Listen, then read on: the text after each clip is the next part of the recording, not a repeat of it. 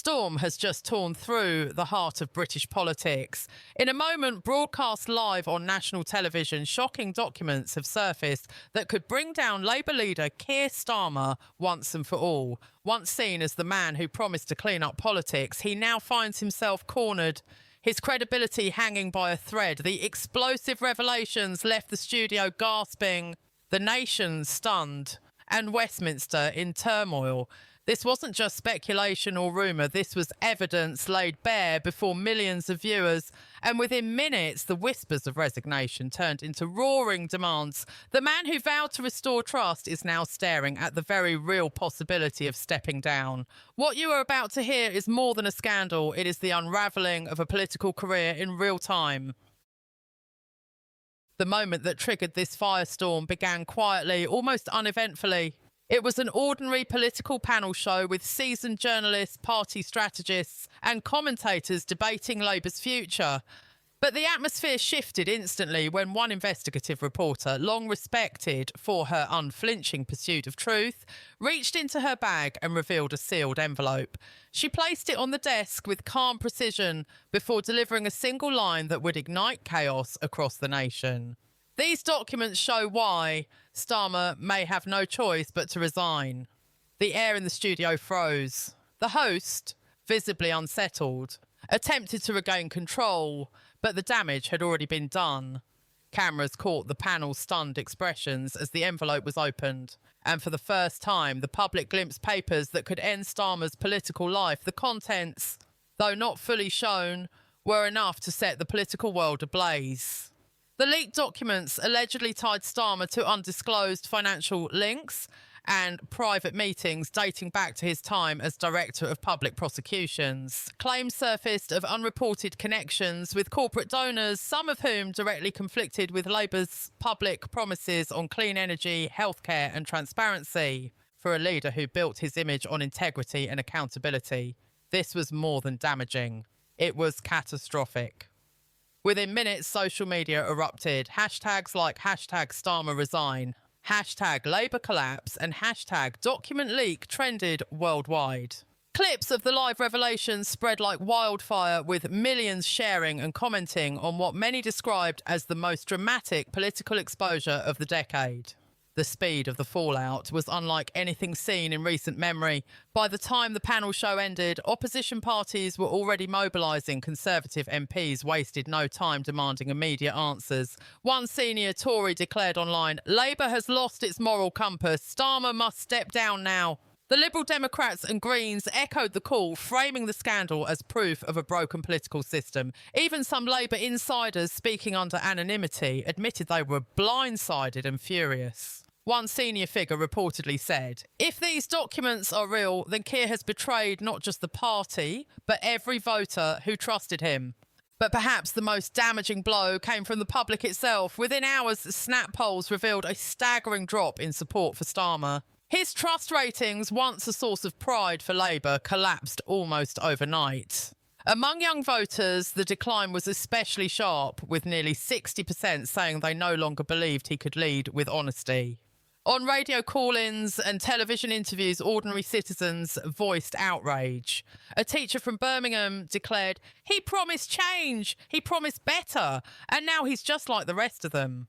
Another, a former Labour activist, told reporters, "I campaigned for him, I believed in him, and now I feel betrayed."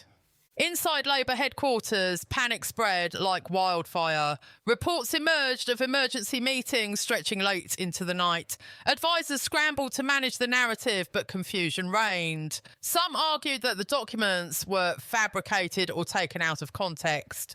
Others believed silence was the only option. Eyewitnesses described shouting matches behind closed doors, with factions openly disagreeing on whether to defend Starmer or prepare for his resignation. The lack of a unified response only deepened the crisis. By the following morning, the Labour machine looked fractured, exhausted and leaderless. The press seized on every detail. Newspapers across the political spectrum ran front-page stories with blistering headlines.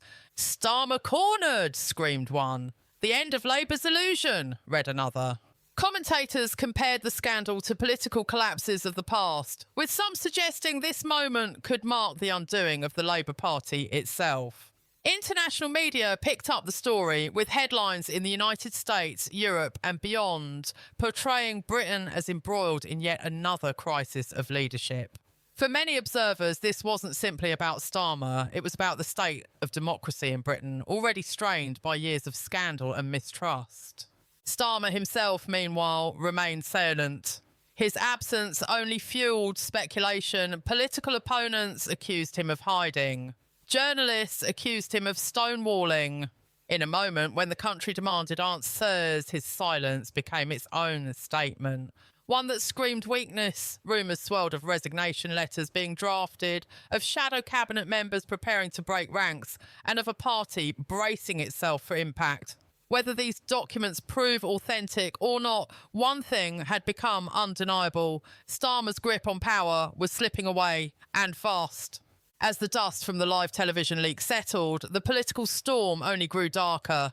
What began as a shocking revelation quickly transformed into a crisis spiralling far beyond the control of Keir Starmer or his inner circle. Overnight, Westminster became a hive of whispers, frantic calls, and secret meetings. Every corridor of Parliament seemed to hum with speculation. Would Starmer survive the week, or would his resignation be forced before the scandal swallowed the Labour Party whole?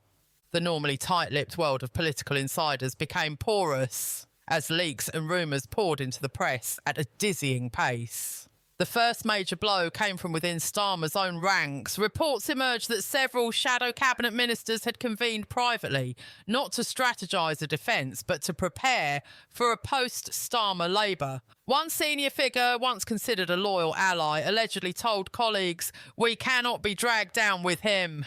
The documents are too damning. The public has made up their minds. The mere suggestion of leadership alternatives sent shockwaves through the party. Names like Angela Rayner, Wes Streeting and Yvette Cooper began circulating in hushed conversations, each seen as potential saviours who could salvage Labour's credibility. But the fact that such discussions were happening so openly underscored the depth of Starmer's peril. Meanwhile, Starmer's silence was turning from a strategy into a liability. His brief denial, delivered at a hastily arranged press conference, failed to calm the storm. Instead of clarity, it raised more questions. Why had he not provided evidence to counter the claims? Why had he refused to take questions from journalists?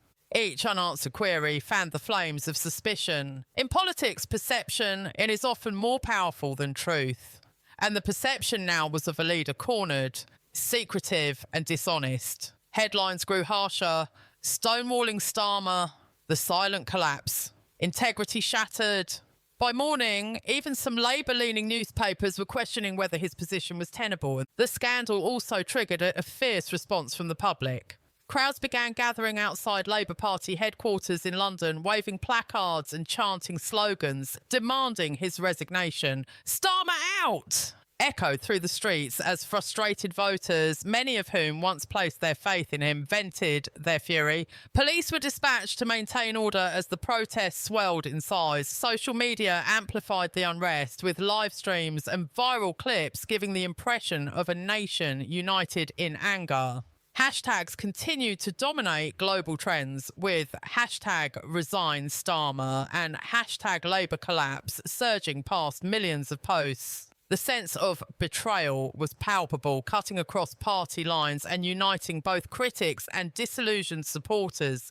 Inside the Labour Party, fractures widened with alarming speed. The party had long struggled with tensions between its traditional socialist base, its centrist Blairite wing, and its progressive younger members. This scandal acted as a catalyst, igniting old grievances and rivalries. Grassroots organisers in northern strongholds complained of being misled and humiliated, while southern constituencies feared irreversible damage ahead of upcoming elections. A leaked email from a regional chair in Yorkshire captured the mood. "We told voters we were different. Now we look worse than the people we campaigned against." Such words, coming from the very backbone of Labour's support, suggested not only anger but despair. As if matters weren't already dire, a new layer of controversy emerged. Whistleblowers claimed that senior figures within Starmer's team had been aware of the damaging documents for weeks, perhaps even months, yet chose not to act. These allegations shifted the narrative from one of sudden shock to one of calculated cover-up. For the media, this was gasoline on an already raging fire. The word cover-up appeared across headlines, fueling speculation that Starmer's silence was not born of caution, but of guilt. Opposition MPs seized on this angle relentlessly. Conservative leaders accused him of deceiving the nation, while Reform UK's Nigel Farage labelled the scandal the greatest act of political hypocrisy in a generation. International observers weighed in as well. European leaders who had once discreetly engaged with Starmer as a potential partner in post-Brexit negotiations began to distance themselves. Reports suggested the European Commission had quietly paused talks until Labour's leadership situation was clarified. In Washington, officials voiced concern about the UK's political volatility, worried that Britain's credibility as an ally was eroding further. Global newspapers framed the story not merely as a domestic crisis, but as a blow to Britain's image on the world stage. The markets took notice too. The pound slipped as investors fretted over political uncertainty. Analysts warned that prolonged instability within Labour, the main opposition party, could deepen the UK's economic woes at a time when global markets were already fragile. This economic ripple effect added yet another dimension to Starmer's nightmare. It was no longer just his leadership at stake, but Britain's financial stability by evening. The scandal had transformed into a political wildfire, threatening to engulf everyone around Starmer. MPs who once defended him on television grew conspicuously silent. Long-time allies declined interviews. Angela Rayner posted a cryptic message online. Leadership is about honesty, not silence, which many interpreted as a thinly veiled rebuke. The BBC reported that up to a dozen shadow ministers were preparing resignation letters ready to walk out if Starmer refused to step aside.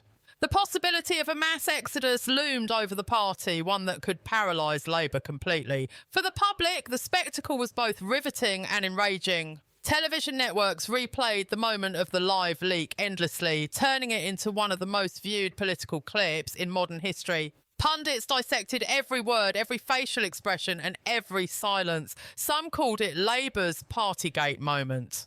Others went further, declaring it the end of Starmer's political career. But amid all the noise, one fact became increasingly clear. The Labour Party was teetering on the brink of implosion and its leader was losing the battle for survival. Every hour that passed without decisive action deepened the crisis. And as the night drew to a close, rumours swirled of a resignation announcement being prepared. Nothing was confirmed, but the whispers grew louder. The question was no longer if Keir Starmer would resign, it was when and on whose terms. The revelations that poured into the public domain were not just random leaks, but carefully compiled documents that painted a devastating picture of how the Labour leadership under Keir Starmer had been operating behind closed doors. Among the most explosive claims were allegations of backroom deals with foreign interests, secret financial arrangements and internal party memos that showed Starmer himself being warned repeatedly about the growing unrest within his own ranks. The documents did not merely embarrass him, they shattered the carefully constructed image of stability and competence he had tried to present. Instead of appearing as the strong leader guiding Britain through turbulent times, Starmer suddenly looked like a man clinging desperately to a crumbling structure, with each new page of evidence tearing at the foundations of his leadership. The shock of seeing such clear and undeniable records unfold live on television left even his most loyal supporters struggling to defend him. The immediate reaction from within Labour was one of panic and confusion. Some MPs openly questioned whether they could continue to stand behind a leader whose credibility had been so brutally undermined, while others feared that abandoning him too quickly would plunge the party into deeper chaos. Yet the fear of political annihilation was unmistakable. Grassroots activists voiced their fury on social media, accusing Starmer of betrayal and demanding a swift change in leadership before the Conservatives and Reform UK capitalised on Labour's implosion.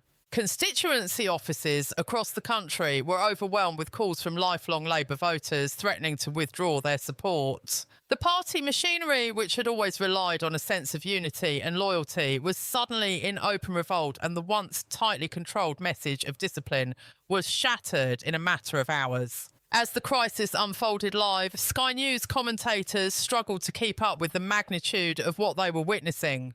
They described the revelations as career-ending, unprecedented and potentially fatal for Starmer's premiership.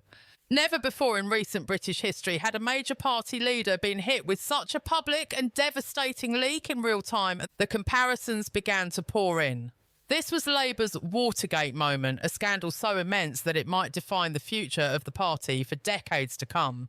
Broadcasters replayed the leaked documents repeatedly, dissecting every line, every damning phrase, and every implication for Starmer's survival. The sense of suspense was almost unbearable as viewers across the nation waited for an official response that might explain or deflect the accusations. But none came.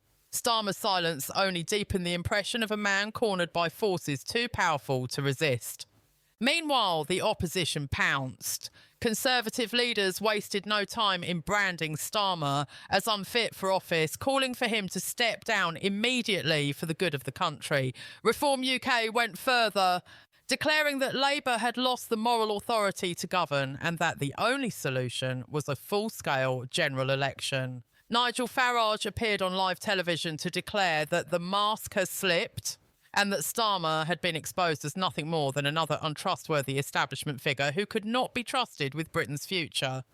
The pressure mounted from every angle, and the once confident Labour leadership now appeared fractured, demoralised, and unable to respond to the growing storm. Each passing hour without a decisive statement from Starmer only added fuel to the fire, leaving the impression that his resignation was not just possible, but inevitable. The broader public reaction was just as intense. In pubs, offices and living rooms across Britain, ordinary people watched the unfolding drama with a mixture of disbelief and anger. For many, this was the final straw. Years of feeling ignored, misled and dismissed by politicians had culminated in this very moment, a confirmation that those in power were not only detached from the struggles of ordinary citizens, but also entangled in schemes that betrayed the nation's trust. Social media erupted in a frenzy, with hashtags demanding Starmer's resignation, trending at record speed. Memes, videos, and furious commentary filled digital platforms,